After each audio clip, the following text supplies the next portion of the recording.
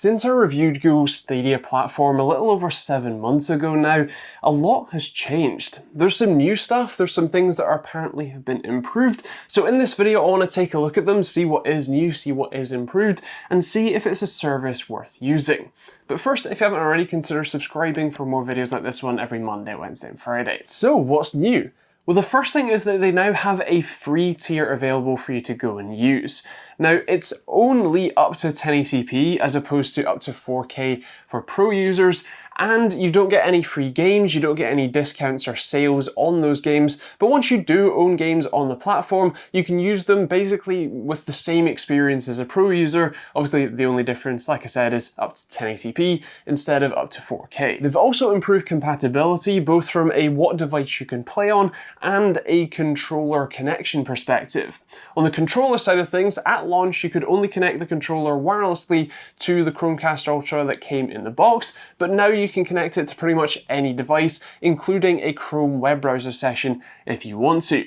You can also now play on a lot more Android devices, including my OnePlus 7T Pro. I can play games on my phone directly instead of having to cast it to the Chromecast or play directly there or in a Chrome web browser session. And finally, they've added some more games too. Now, not all that many, there's still only 69 titles, not including DLCs or Ultimate Edition version type things, but that obviously doesn't compare to Steam's like 30,000, but it is still a reasonable collection with some titles that you might actually want to play and quite a lot that I personally anyway wouldn't. Now, an important question with all of these streaming services is pretty much always latency. And when I tested Stadia late last year, early this year, it wasn't all that great. Testing with my usual setup of total system input lag, so using a 1000 or 980 FPS camera to record an LED going out on a mouse and then waiting for a gun to fire in game, in this case Destiny 2.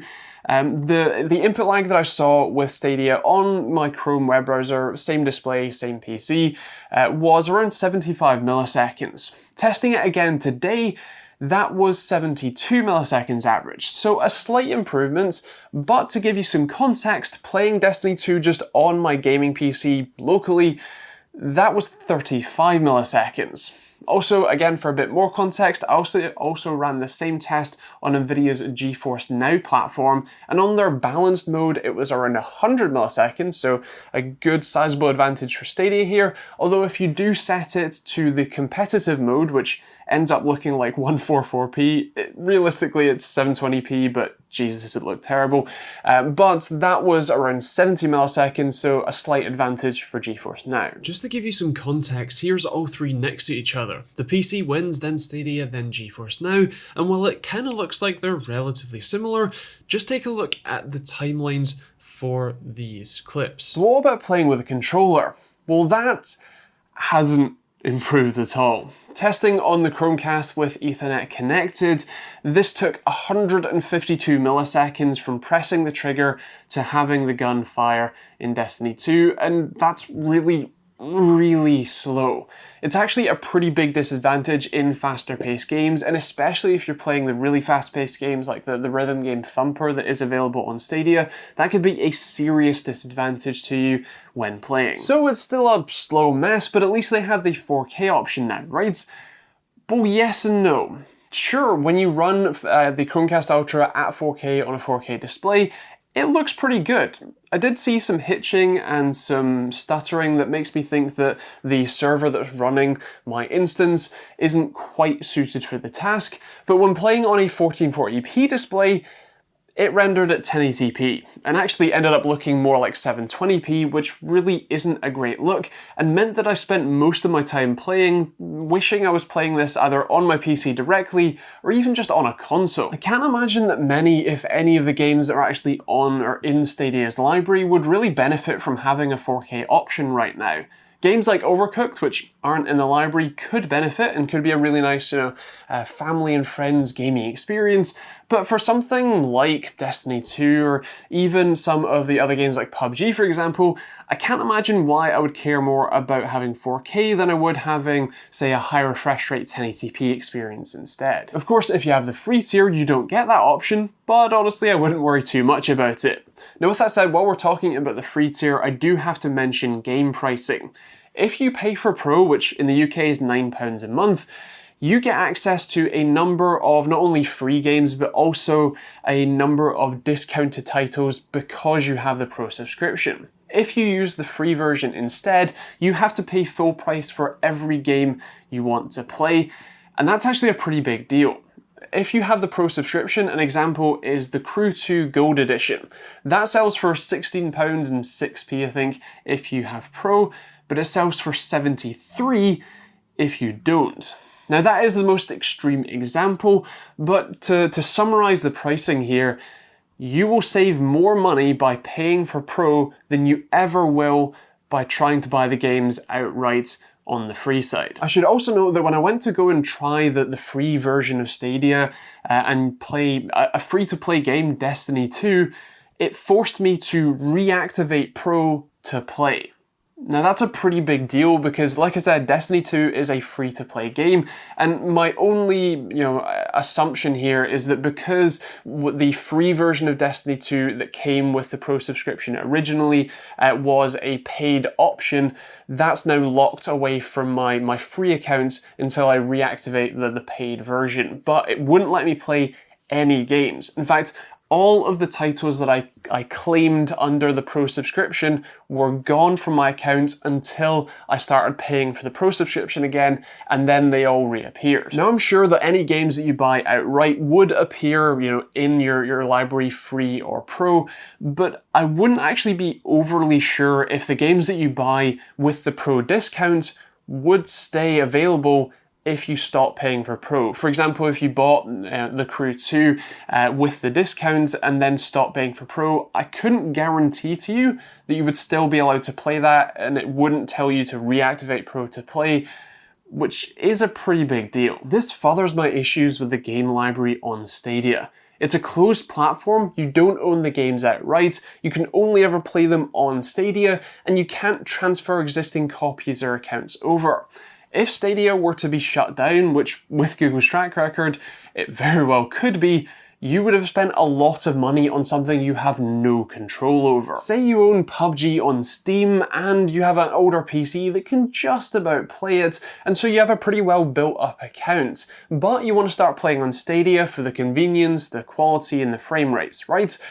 Well, you're going to have to buy the game again, unless you pay for the Pro subscription, in which case you do get it free, and then you have to start from scratch. You can't link your accounts, you can't transfer your existing copy over, especially if you want to use the free version instead, and you just have to start again. Oh, and if you ever want to transfer away from Stadia in the future, that account is locked to Stadia and you can't transfer that out to Steam or to Xbox or whatever else you want to play on in the future. At least with the other cloud gaming platforms like Nvidia's GeForce Now or Shadow, those let you use your existing game libraries, meaning not only can you play a whole load more titles, but they're also your games. You can take them wherever you want, play on whatever platform or system you want to play them on. Even, let's say you you get a new job 6 months down the line and you get a nice cash bonus and you want to build a new PC. Cool, you can just sign into Steam and every other account on that PC, and all of your games, all of your accounts